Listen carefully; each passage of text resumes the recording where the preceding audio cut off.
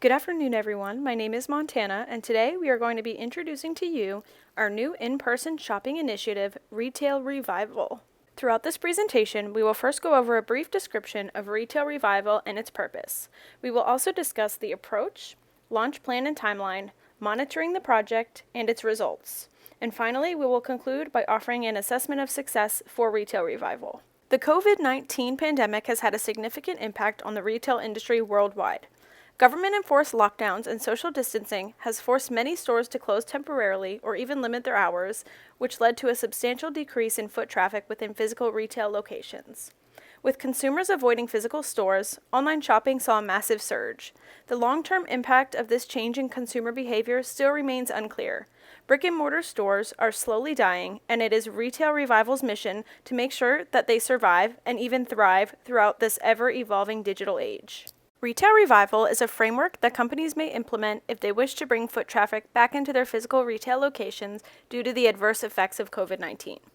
During the peak of the pandemic, online shopping became a key safety factor because it minimized the risk of exposure by reducing the need for in-person shopping, which often involved crowded stores and close interaction with others.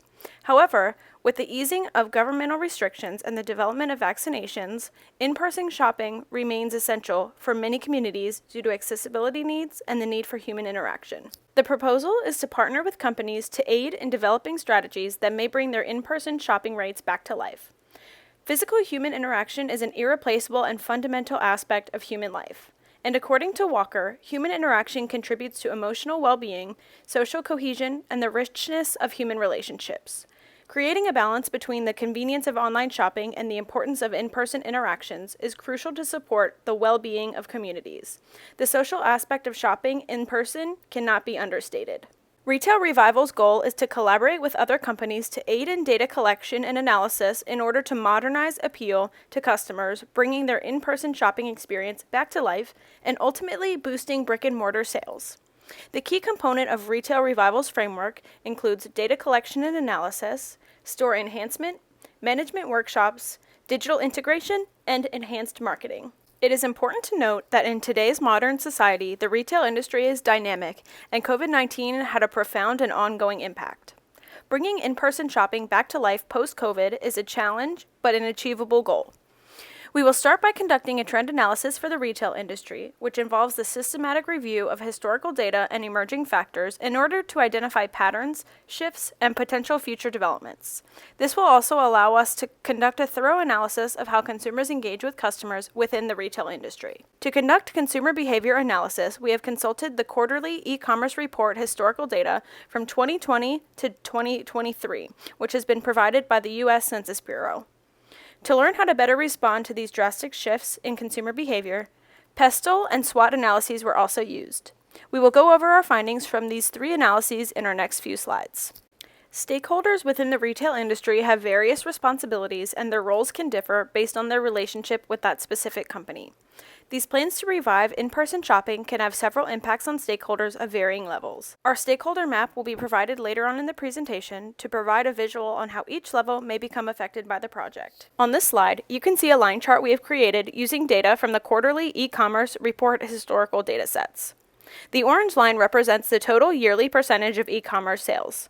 As this year is still ongoing and data for quarter 3 has yet to be posted, data for 2023 only consists of Q1 and Q2 sales. The blue line represents the percentage of e-commerce sales in the first quarter of each year. We chose to compare yearly sales to Q1 sales so we can effectively show the changes in e-commerce due to the pandemic, which hit just at the end of Q1 in 2020. According to our graph, prior to the pandemic, e-commerce sales made up about 11.76% of total sales. And by the end of that year, e-commerce made up about 14.01% of all sales. That is an increase of 2.25% in just around 9 months. Following the start of the pandemic, we can see a more steady increase in e-commerce sales yearly. The amount of e-commerce sales from pre-COVID until now increased by 3.52%. Interestingly, while studying the orange line, we can see a 0.79% dip in total e-commerce sales between 2020 and 2021. Though the U.S. Census Bureau does not provide certain information on this phenomenon, We can infer that the dip is likely related to various factors, including supply chain issues, which likely resulted in a lack of inventory for online outlets. Here you can see a visual representation of our pestle analysis. According to Barrington, pestle analyses are used to analyze external factors that can impact a business's operations, decision-making, and long-term success. The pestle analysis poses questions regarding political, economic, sociocultural, technological, environmental, and legal factors that might affect the business. Starting with political factors, lockdowns, mask mandates, and social distancing measures have led to changes in shopping patterns. Vaccination policies may have also had an impact on consumer behavior. And along with the pandemic came economic uncertainty, which included job losses and financial insecurity, which also changed consumer spending habits. Now onto the S in our pestle analysis. Sociological changes that have affected shopping behavior would include changes in priorities and values, such as health and safety concerns. With the acceleration of digital transformation in the retail industry, many new technologies have been introduced, such as contactless payment, curbside pickup, and virtual shopping. The pandemic has also resulted in a heightened emphasis on sustainability and environmentally friendly products.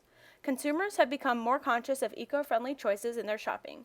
And similar to political effects, health and safety government regulations and guidelines have affected the retail industry.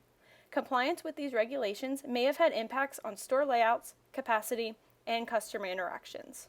In addition to our PESTEL factors, there have been supply chain disruptions that significantly impacted retail. There has been massive delays in product availability and inventory management, which has affected customer choices. The results of this analysis can be used to prioritize and develop strategies that cater to the evolving consumer behavior trends in the post-pandemic retail landscape. Now onto our SWOT analysis. According to Kenton, SWOT analyses are used to evaluate a company's position within an industry and to aid in developing strategic planning. This analysis will examine strengths, weaknesses, opportunities, and threats within the retail industry since the effects of the COVID-19 outbreak. Some strengths the industry has seen since the pandemic is accelerated e-commerce growth, prioritized health and safety measures, supply chain flexibility, and strong digital marketing strategies. Weaknesses brought about by the pandemic would include brick-and-mortar challenges, supply chain disruptions, inventory management, and a digital divide, specifically with older demographics who struggle shopping online. Many opportunities for growth have manifested alongside these weaknesses. There are now more opportunities for e-commerce expansion, integrating omni-channel strategies, diversification by exploring new product lines, and sustainability. And finally, the pandemic has brought about many threats within the retail industry, including economic uncertainty, increased competition in the e-commerce space, consumer behavior shifts, and supply chain vulnerabilities. Overall, the SWOT analysis serves as a foundation for companies to develop effective strategies to take these threats and opportunities and turn them into strengths to bring traditional brick-and-mortar shopping back to life. Both the pestle and SWOT analyses will continuously be monitored by using Key Performance Indicators, or KPIs. As mentioned previously, our plans to revive in-person shopping can have several impacts on stakeholders of varying levels. Here you can see a generic flowchart of a company's stakeholder breakdown. Analyzing the structure of each company's stakeholder map will suggest which levels the company should employ to work on these plans and implement them within their operations. When the company chooses which teams will be responsible for implementing Retail Revival, they will then break down the budget that works best for their scale of business while considering the planning, development, implementation, and testing costs. Our company employs a cross-functional team including marketing, operations IT, and management that have studied the data and will help companies implement Retail Revival successfully. After we have gathered key stakeholders and defined the company's goals, we will spend the course of 6 months to 1 year implementing and testing our frameworks within the company's operations. While in testing, we will continue to monitor and analyze the data so we may adjust accordingly. Retail Revival's plan consists of 5 key phases: research and analysis, store redesign, staff training and development, digital integration, and marketing campaign. We will go into more detail for each phase shortly. The Retail Revival plan should be tailored to the specific needs and circumstances of each store. By following this project plan, retail companies can revitalize in-person shopping by creating memorable customer experiences, thus remaining competitive in the evolving retail landscape. As we are implementing Retail Revival and continuing to make changes, we will remain eco-conscious and consider new initiatives such as reducing plastic waste and implementing energy-efficient solutions. Retail Revival's framework begins with the research and analysis phase, which typically lasts from 4 to 8 weeks. During this phase, we will conduct market research for our collaborating companies so we can understand consumer demographics and preferences before commencing. We then take up to 2 weeks creating a specific strategy that will work well for the collaborating brand. During this time, we will continue to monitor KPIs like foot traffic, sales conversion rates, and consumer satisfaction in store. The key to reviving in-person shopping is to create a shopping experience that is safe and enjoyable for customers. Phase 2 then commences, where we will implement store redesign and enhancement where necessary. This phase is projected to last from 4 to 5 weeks. During this phase, we will evaluate the current store layout and redesign it to make the experience more appealing and efficient for customers. While under renovation, we will make necessary upgrades to lighting, signage, and enhance visual merchandising to create an engaging and immersive shopping experience. Once renovations are complete, the following 3 to 4 weeks will consist of staff retraining and development to encourage a more customer-centric culture and empower employees to go the extra mile to assist in-store shoppers. Over the next 4 weeks or so, digital integration will occur. This is where we will implement a mobile app or website with features like store maps, in-store promotions, and easy checkout. During this phase, companies also have the option to launch a loyalty program that rewards in-person shoppers for their visits. For example, Target uses its mobile app to enhance the in-store shopping experience in several ways, including the Target Circle program. The Target Circle program offers exclusive discounts and deals to customers shopping in-store, and they can even gain points or monetary rewards for their purchases. The final 4 to 5 weeks is when we will develop our marketing campaign to promote the new and improved in-person shopping experience. This may include utilizing social media, email marketing, and other traditional advertising channels like printed ads and commercials.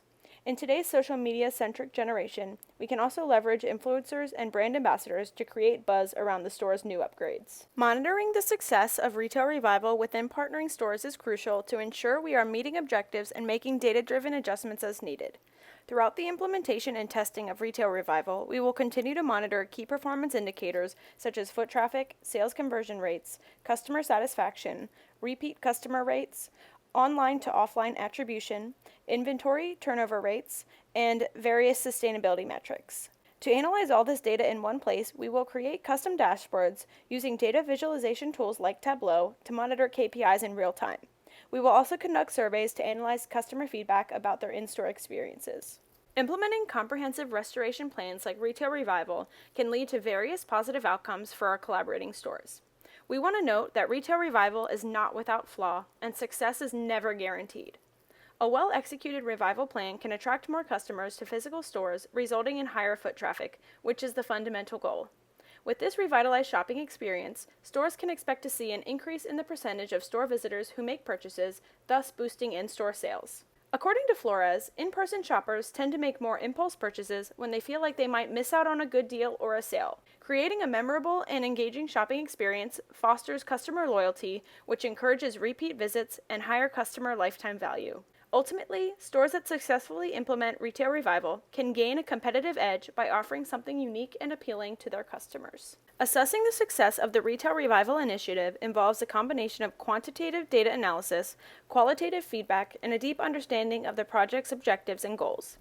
By identifying KPIs determined at the outset of Retail Revival, we can gather related data and use our findings to measure the project's impact on the in-store performance.